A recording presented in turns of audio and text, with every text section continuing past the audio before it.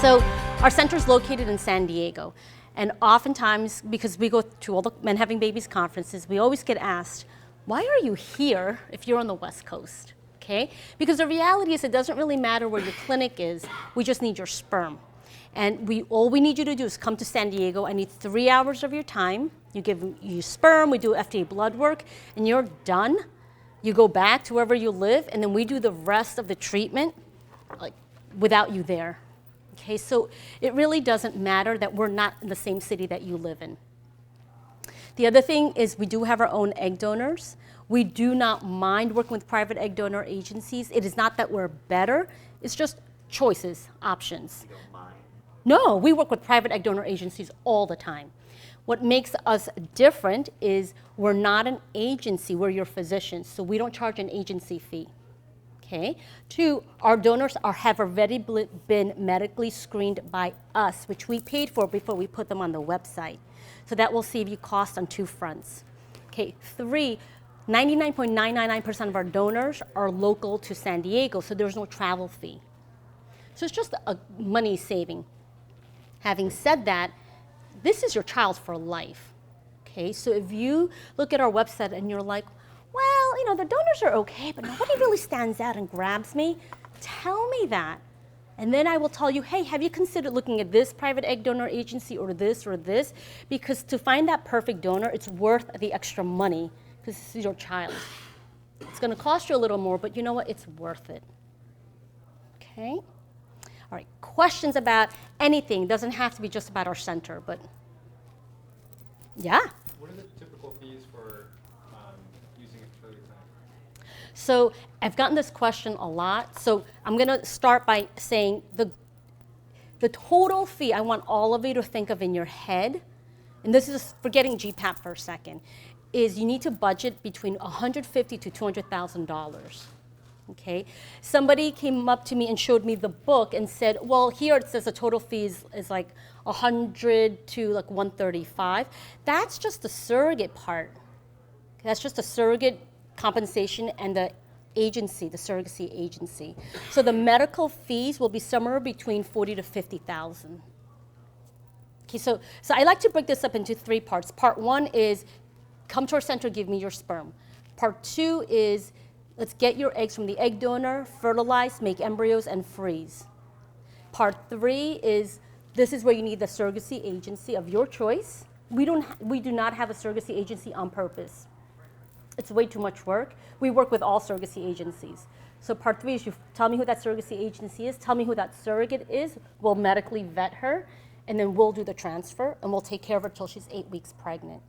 So our 40 to 50,000 covers part 1, all of part 1, all of part 1, the sperm, freezing, and the FDA stuff. Part 2, creation of the embryos and freeze. Stuff? Oh, FDA. Oh, the FDA mandates blood work. Okay, yeah, I didn't hear you say Sorry, I'm trying to talk so fast because I only have 20 minutes. But part 2 is creating the embryos and freezing. And for part 3, it covers the transfer portion, which is what I do. Okay, but the rest of the part 3, finding the agency found your surrogate. The agency takes care of your surrogate while she's pregnant. The surrogate is on bed rest, so she needs somebody to watch her kids. All of that is part of the 150 to 200,000 is what that covers. Would it be important that the surrogate be close to you in San Diego? Not at all. So this is complete preference. So let's say she lives in, since we're in Florida, okay? So the agency gives you a profile, and you look at it, you're like, wow, she seems really nice. Okay, so then the agency says to me, they really like her, what do you think? We then contact the hospital and her OBGYN to get her records. And we look through all her records. And it's not that surrogates lie, it's just, sometimes you don't understand medical lingo, you don't remember what happened. It's such an emotional, hormonal process when you're delivering. And oftentimes surrogates will say, no, the pregnancy was fine. And I'm looking through the records, high blood pressure, preeclampsia. I'm like, actually, it wasn't fine, but there's no such thing as a perfect surrogate. What I have to weigh is risks and benefits. So if something is a huge red flag, I will tell you, this is not a great surrogate, and here's why. If it's a gray zone, I call you and I say, let's talk about this. Here are the risks, here are the benefits. What do you think? And if you guys say, you know what, I like her, we felt such a great connection with her, I'm like, okay. So then from Florida, she would come to our center for medical screening. We want to physically see her. Why? Well, one, I look at how she's dressed, right? I want to make sure she's not dirty. You'd be surprised sometimes like how they present themselves, okay? Because this baby's living in her home, right? And so that's what we look for. We talk to her, like, does she seem to comprehend instructions that we give? Or does she seem to like have this deer in the headlight look where now I'm getting worried that she's not going to understand this, right? 3, we always weigh our surrogates. We're really strict on weight. 4, of course, we do the whole uterus check, blood work, all of that. So I need a couple hours of her time, and then she flies back to Florida. And then she prepares her uterus remotely from Florida, but the results get sent to me, and I manage her from San Diego. So I'll get her results. I'll say, all right, say her name is Melissa. All right, Melissa, your labs look great. Stay on the same drugs. Come back in a week.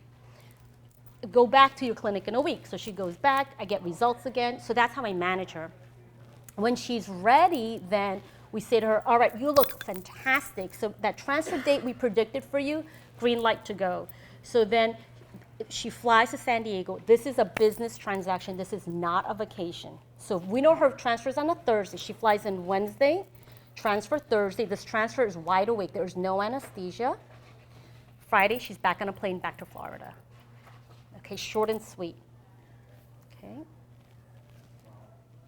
Oh yeah, it's And then they would have the option to give birth locally here, right? I mean, they don't go back to you. No. So near you, and you're just in charge of planting the embryo. right, but I'll take care of her until she's 8 weeks pregnant from San Diego. So I'll say, okay, go on this day for your pregnancy test. So then I call you, I'm like, oh my God, congratulations, she's pregnant, right? Yeah. And then I'll say, all right, so 2 weeks later, she's gonna go for an ultrasound. So we call her and say, all right, Melissa, go for an ultrasound to this place to look at the baby. That's all over here. Right, so we do 3 of them consecutively, and then at the 8-week mark, I release care and her OB takes over. Because the reality is, when a woman gets pregnant, just through sex, and you show up at the OB/GYN doctor and you're 6 weeks pregnant, they say to you, bye-bye, come back when you're 8 to 10 weeks pregnant. So most OBs will not take care of pregnant women till they're 8 to 10 weeks. So that's how we chose that transition point. Yes. So 2 trips total out to your clinic. Wants to meet you and then wants to for the Correct. Now, I have some people who say to me, I don't know, I don't want her traveling, I'd rather she be close to you. That's fine. But in my mind, I would feel that, don't you want her close to you so you can go to some of her appointments with her and be close to her in case the delivery is imminent? But you'd be surprised how many people who don't live in San Diego choose to use surrogates who live in San Diego simply because we're there. But it doesn't have to be. And we have a lot of international patients, and so, obviously for them, like, they don't live in the United States, so, their surrogates are many places, but a lot of them, again, prefer to choose surrogates who live close to our clinic. But you don't have to. And who's usually present at the transfer? Just the doctor and the surrogate? Or? So I strongly advocate if the intended parents can be present, I want them in the room. And often the intended parents kind of get embarrassed, like, oh, I don't want to look at a private area, but you won't. Because her head's there, her legs are straddling, her feet stirrups. You guys are at her head. And every clinic does this differently, but the way we do it, so there's a nurse in the room because I need somebody to assist me. I want to be your assistant. Okay. So.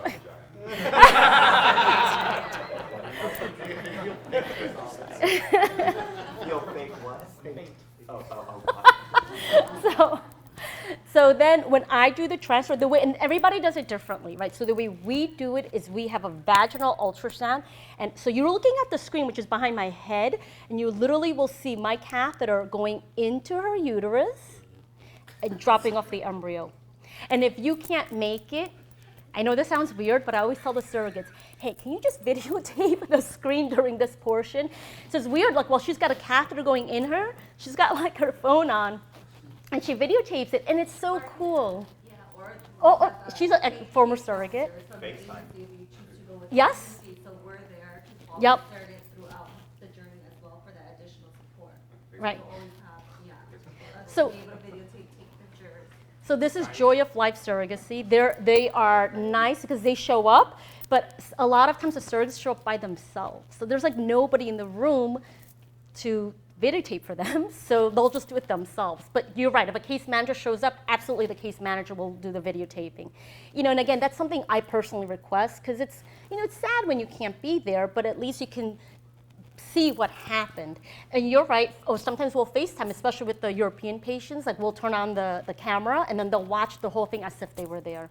So I strongly recommend that if you can be there, great. If you can't, I'll try to do my best to make it as if you were there. Because this is like magical, right? This is like the culmination of your hard work, right?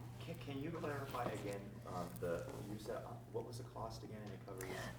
150,000 to 200,000. And that's from everything, from beginning to end?